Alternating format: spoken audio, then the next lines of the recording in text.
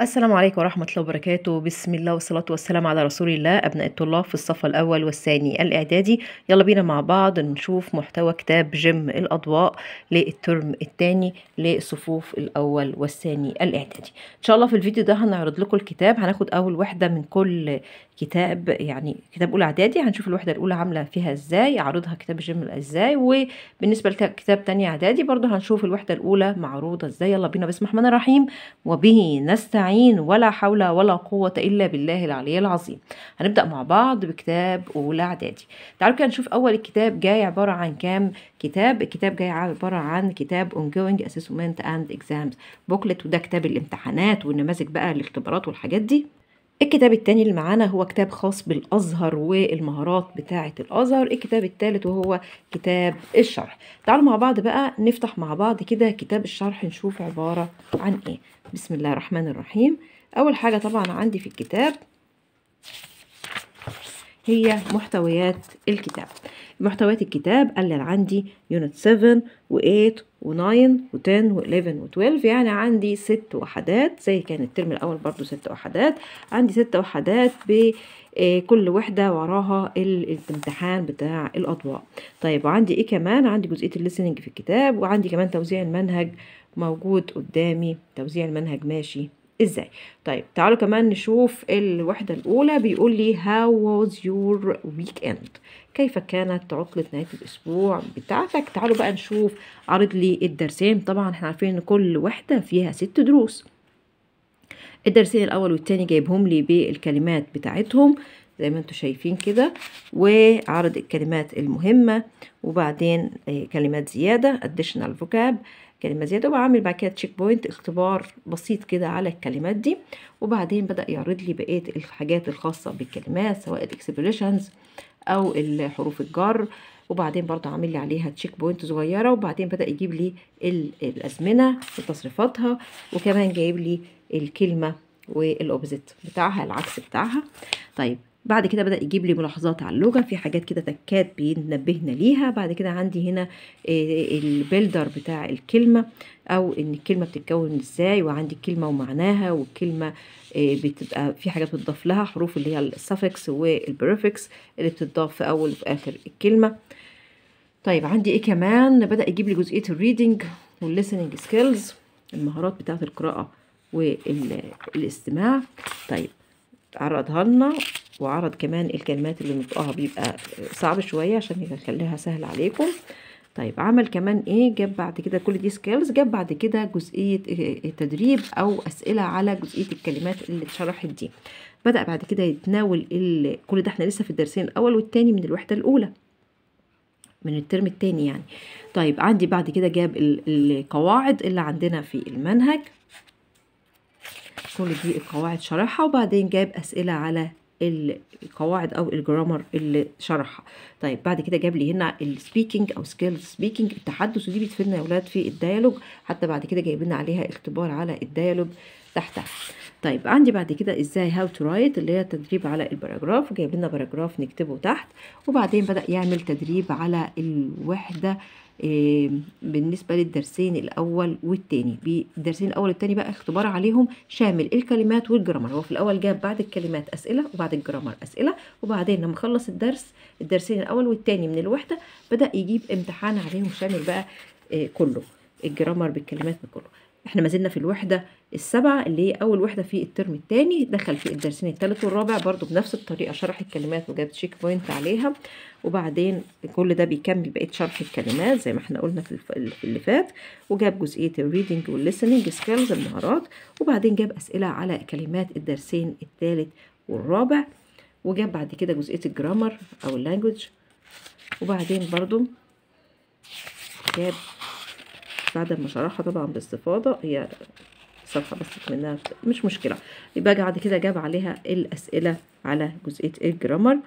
جاب بعد كده السكيلز بتاعة السبيكينج عشان يفيدنا في سؤال الديالوج، وجاب أسئلة عليها، وجاب جزئية برضو الكتابة، وبعدين عمل أسئلة على الدرسين الثالث والرابع بكل حاجة شاملة فيهم. ما زلنا برضو في الوحدة انا قلت الواحده فيها 6 دروس، هو اخد درسين درسين درسين، جايب الدرسين، جايب كلماتهم والجرامر، وبعدين عمل على الكلمات اسئله، على الجرامر اسئله، وبعدين عمل الدرس ككل، الدرسين اللي هو الاول والتاني ككل اسئله. دخل في الثالث والرابع عمل برضو ورا الكلمات اسئله، ورا الجرامر اسئله، وبعدين امتحان شامل على الدرسين ككل. دخلنا في الدرسين، اخر درسين في الوحده السبعه اللي هي اول واحده في الترم الثاني، الدرسين الخامس والسادس. عرض برضو الكلمات اهو زي ما احنا شايفين، وبعدين جاب برضو جزئيات الليسننج والريدنج اللي هي المهارات بتاعتهم، وبعدين عمل اسئله على الكلمات اهي، وبعدين عرض جزئيه السبيكنج. ما فيش بقى في الدرس الخامس والسادس جرامر، فعرض جزئيه السبيكنج اللي هي بتفيدنا في الدرج وعرض اسئله عليها، وبعدين جاب اسئله على الدرسين الخامس والسادس. كده نكون خلصنا الوحده.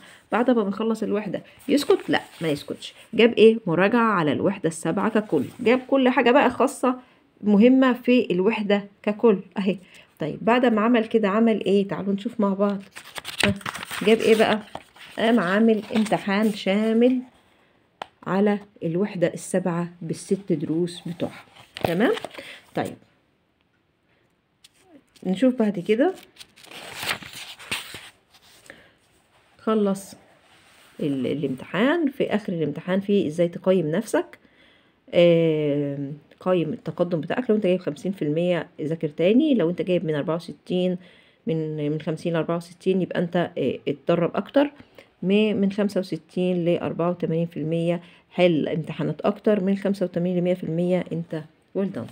طيب بعد كده دخل في الوحدة اللي بعدها assessment and exams booklet. تعالوا نشوف الكتاب ده من جوه محتواه عامل ازاي.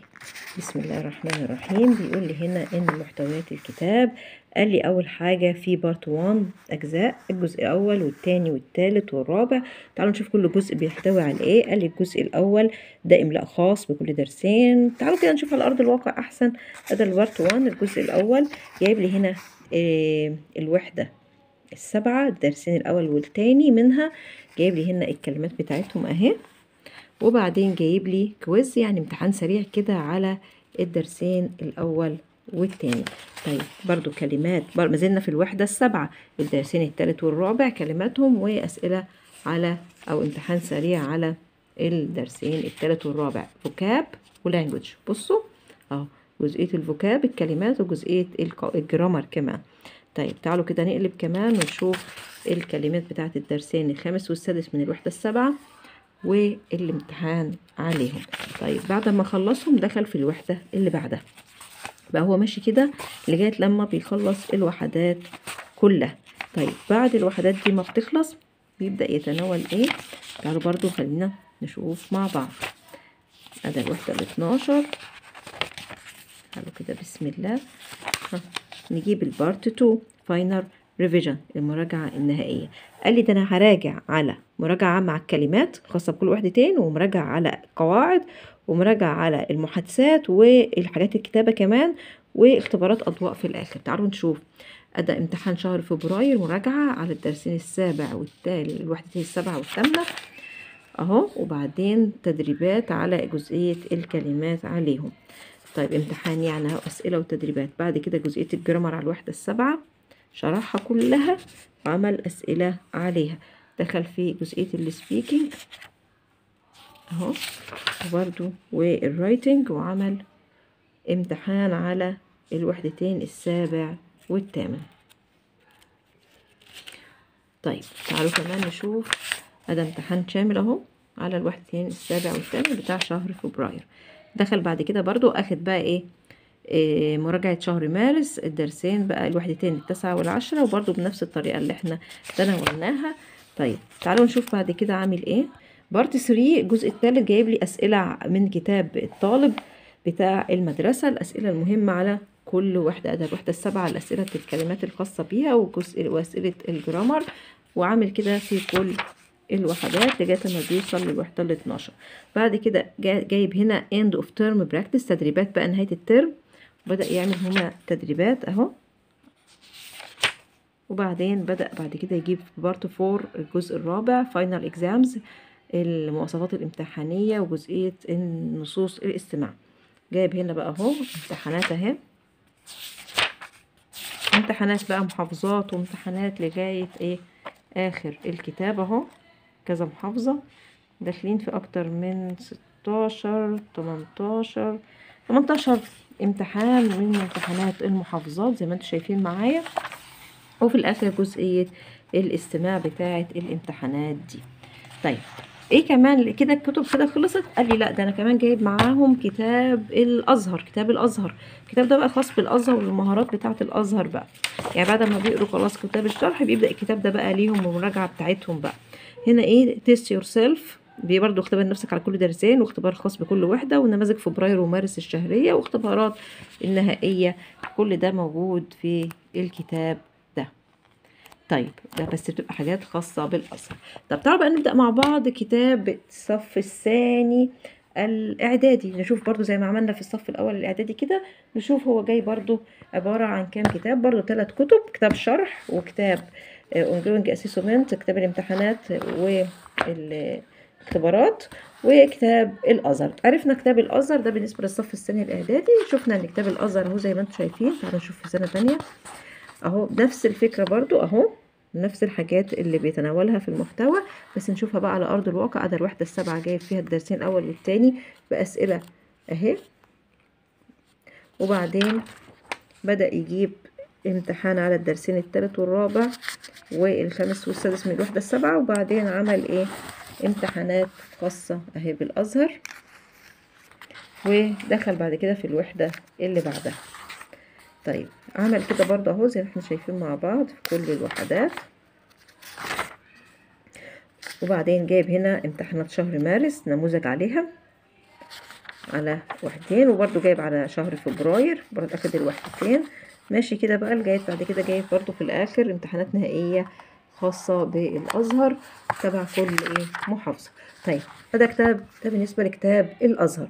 بالنسبه لتانية اعدادي برضه هو يبقى زيه كده بالنسبه لاولى اعدادي. تعالوا بقى نشوف بقى ongoing assessment بالنسبه للصف الثاني الاعدادي.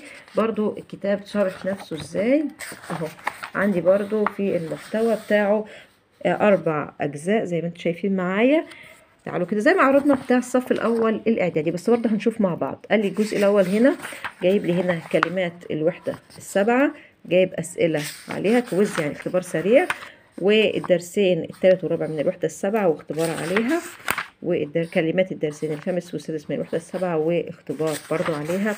وبعدين عمل كده بقى في الوحدة الثامنة لغاية لما بيخلص كل الايه الوحدات لغاية الوحدة 12 اهو. وبعدين دخلنا في بارت 2. بارت 2 هنا بدأ يعمل لي فيه ايه، جايب لي بقى اهو شهر فبراير مراجعة بتاعت شهر فبراير الوحدة السابعة والوحدة الثامنة، وجايب الكلمات عليهم اختبار كلمات عليهم. وبعدين هنا أدى الجرامر شرحه وراجع عليه، وجايب اختبار اهو على الجرامر او القواعد بتاعت اللغة. جايب بعد كده جزئية السبيكينج اللي بتفيدنا في الديالوج والرايتنج. وعمل بقى امتحان على الوحدتين السابعة والثامنة امتحان شامل اهو.